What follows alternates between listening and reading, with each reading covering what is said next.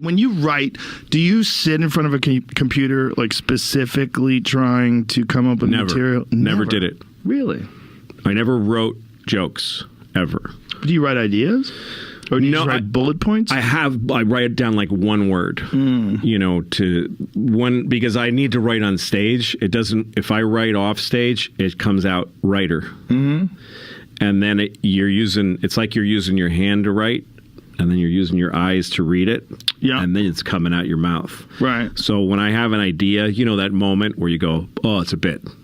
It's fucking maddening, but it comes when it comes. You're in conversation or you're in the car or wherever. Yeah. You go, fuck, that's a bit about whatever, about zoo lions. Yeah.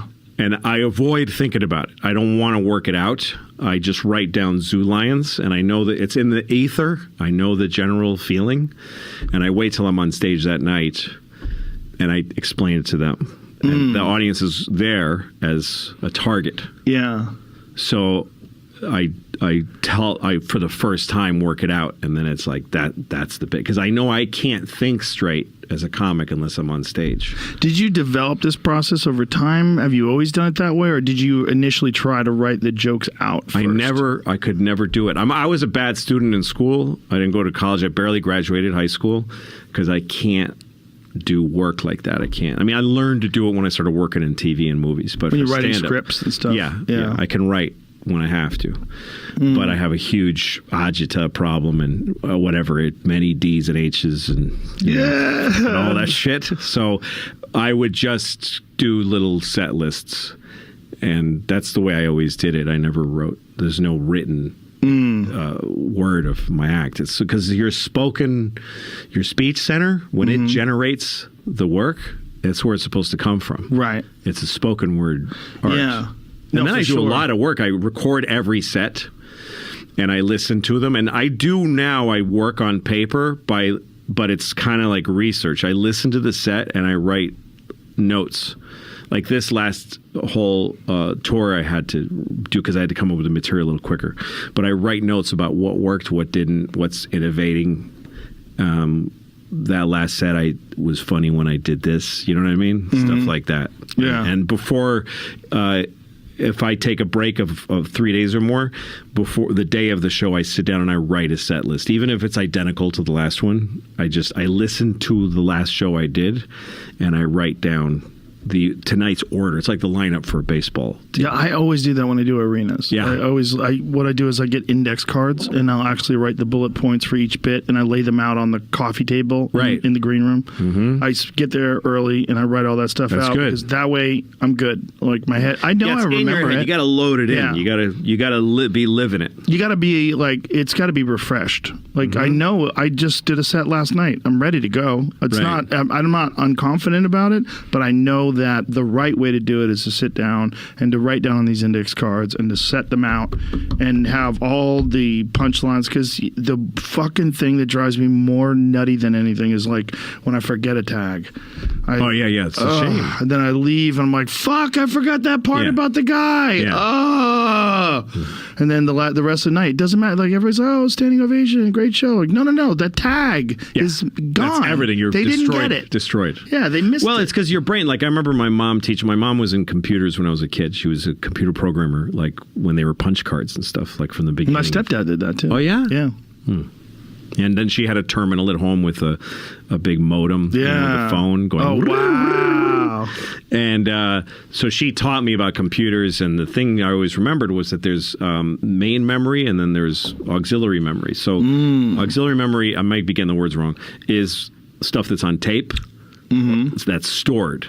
And main memory is it's like RAM. Right. It's the working, buzzing, loaded into the hopper what you've got working, and then you have stuff on tape and you can access it anytime you want. Remember this, but you're set from the times you've been doing it over and over again. It's kind of on tape, and when you're on stage, your brain goes and accesses it, but doing like the cards before, it loads it into the RAM. It loads it into the present moment, because especially when you're doing big things like an arena, you get adrenaline, and you start thinking about the size, and then that's nowhere. There's no help there.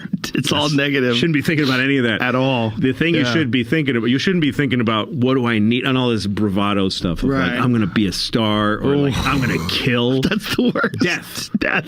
The only thing you should be thinking about is cows. Right. You're talking about cows. You shouldn't be thinking, this is my bit about these cows and here's what's gotten a laugh before. You should be thinking about, here's how I feel about cows. Yeah. You should be in the feeling. My favorite shows are when I feel very present. Yeah. And sometimes they're because I studied, but sometimes they're because I haven't been on stage in a long time and I'm having to remember. And I go, yeah, fuck, and I get the feelings get a little more real. Yeah. There's also a little, sometimes when I do too much stand-up, I lose a touch of enthusiasm. Mm-hmm, and sometimes it's actually good to take a day or two off, and then I jump back in, and then I'm kind of excited. And there's that's why like I'm doing tonight, what do you call it? The Moody? The Moody Theater in Austin, and then tomorrow again, and then San Antonio. And I just did New Orleans and Mobile. It's 5 nights, which is a lot for me. And then I go up to Baltimore and DC, but then I take 2 nights off before the Garden, and that's a pretty decent amount, 2 nights. Yes, that's perfect. Yes, so you'll be juicy when you get back. I won't think about my set at all for 2 days. Really? Yeah, and I'll work out and exercise. I kind of train for this stuff because my feeling is the show has to be great. That's my responsibility. If you're not in shape, then the show is as good as your luck, right? If you have a good crowd, you'll have a good show. And if it's just a good night and things line up right, you'll have a good show. But if you leave it up to that, you're a fucking asshole. If you're in shape and you have wind and your mind gets clearer when you're in better shape and you try not to eat sugar and stuff, then no matter what, the show is going to be great. If the crowd sucks, I'm just going to have to work a lot harder. It's not up to them how good this show is. It's just I'm going to have to put in a lot more fucking effort. So I need to be healthy enough that when they suck, I'm great, and that when they're great, it's out of the park. It's complete. I remember you telling me about this back in the day where you used to run. You used to run like you're training for a fight. Yeah, I do. That's what I'm doing right now. Yeah. I was on the steps machine for an hour, and I train for however long. I try to do the steps machine for how long the set is I'm doing. Oh wow! And I watch Ali Frazier fights or no shit. Yeah, I watch 15 round old fights, and I pick a guy that I'm him, and with the level of the machine, I follow his effort. Oh, wow. So when Ali's back is on the ropes, I go down to 5 a little bit, and then when he comes off the ropes, I go to 6, and when he starts firing away, I go to 8. Oh, and I go up interesting. and down a lot.